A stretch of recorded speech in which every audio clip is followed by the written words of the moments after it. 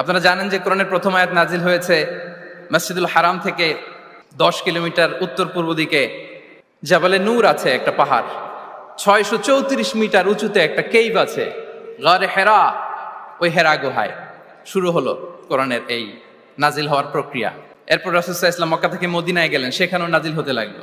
এই কোরআন কখনো নাজিল হয়েছে ঘরের ভেতরে, কোরআন কখনো নাজিল হয়েছে বাজারে, কোরআন কখনো নাজিল হয়েছে সফরে, এই কোরআন কখনো নাজিল হয়েছে যুদ্ধের ময়দানে, এই কোরআন কখনো নাজিল হয়েছে আল্লাহর আরশে। তার মানে রাসূল যেখানে, কোরআনও সেখানে।